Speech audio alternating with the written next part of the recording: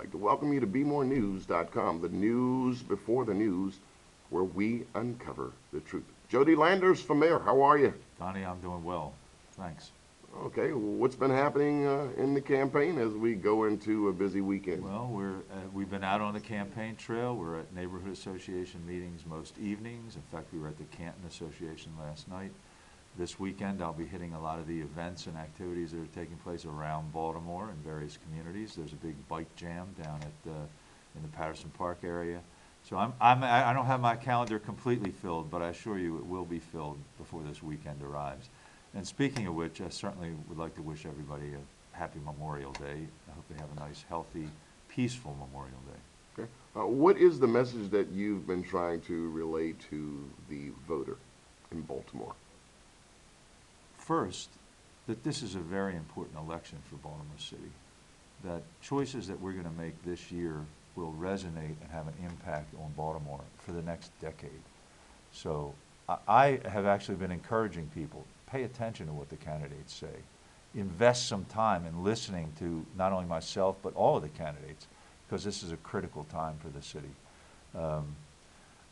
One of the other messages I've been getting out is that, again, we can't afford to continue doing what we've been doing. To me, right now, within the current administration, there's a tremendous investment in the status quo. And that is just not good enough. That will not serve the city's interest. When you look at the past decade, the population's gone down, the number of vacant houses have gone up, our tax burden has gone up.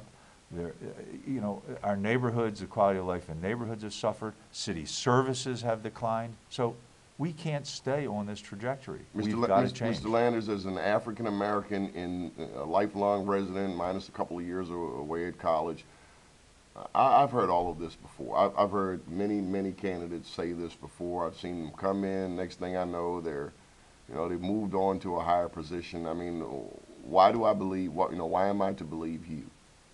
Because I'm not running for a higher position. I am running for mayor of Baltimore. I turned 58 in a couple more weeks, and I hope that I'll have a term or two as mayor, and that's it. And if I can't begin to turn this city around in the first term, then shame on me. And if I can't accomplish some of these goals within the second term, double shame on me. I believe we can do this. We can make a difference for the city. We can make a difference for a lot of these neighborhoods that all they've seen in the past 2 decades is abandonment and crime and just unsanitary conditions. I think we can turn it around, but we can't do it by doing what we've been doing.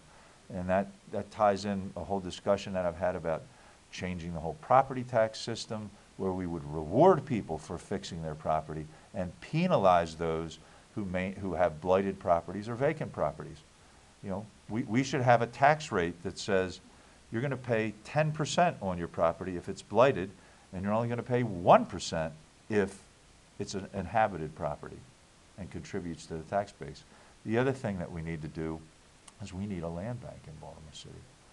We heard that idea 2 years ago. No, but nobody's acted to implement it. In fact, what this administration did is Mayor Dixon came up with it. Mayor Dixon came up with it, and I served on the task force. I give Mayor Dixon a lot of credit for putting that task force together. Oh, I remember. She was criticized for not having the full buy-in from the other council members, I think. She put together a broad-based task force. There was a bill introduced into the city council.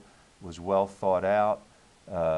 The very first thing that this administration did when they came into office is withdraw the bill. Why? I don't know why. You'll have to ask. Are we more caught up in the political realm in personalities versus principles? I mean, Ehrlich will go to Annapolis and call for slots, but he doesn't get it because he's a Republican. A Democrat goes, I know, we're getting all off. But I don't know, it's like why don't we do what works? Why don't we do what makes common sense? I mean, it's easier to educate what'd you say? It's easier to fix It's easier to build strong children than it is to repair broken men and women. Yeah, who said that? Frederick Douglass. Why don't we one get of my it? heroes. We would build. Why is he your hero? Because he is one of the most remarkable human beings I have ever read about. I've visited his birthplace down on the Eastern Shore. I've read his biographies, his autobiographies. I've visited his home in Washington, D.C. If you read about this man. I read about him. He said he told you how a man became a slave. Now let me tell you how a slave became a man. What an incredible human being. He had every right to be bitter, to be angry, and he wasn't. Well, you know my favorite part of the book? What's that? When he beat up Mr. Covey. You don't remember that? See, that was No, I do remember Man, that. In fact, that was a turning point in his life. You when got that right. When he realized that if he put forth some resistance, he was going to be less likely to be beaten himself. But he took a hell of a beating in order to do that. Taught himself to read by tricking his playmates. Absolutely. Taught himself to read by tricking his playmates. And then he came upon one of the most brilliant insights that I've ever, and this is why I count him as one of the best human beings I've ever encountered, and that is he realized that slavery robbed the slave owner of their humanity as much as it robbed the slave of his or her humanity. So how could a human being who was born into slavery, treated like he was, come to the realization that slavery robbed everybody of their humanity? It's just incredible. So what do you think black people in Baltimore will perceive when they see, here's Jody Landers, the real estate expert, Greater Baltimore Board of Realtors, talking about Frederick Douglass? I mean, how is that going to translate to somebody who even went to Douglass High School, considering there was a time in Baltimore that blacks could only go to Douglass or Dunbar? You know, what's your hope? My hope is that people take it at face value in exactly what I'm saying. I will say this, I might never actually have been exposed to Frederick Douglass had I not attended Morgan University. So I actually count myself fortunate that I was exposed to a broader base of literature, particularly African American literature, than I might have gotten if I'd have just attended one of the mainstream colleges or universities in this town. Anyway, I consider that a big part of my education.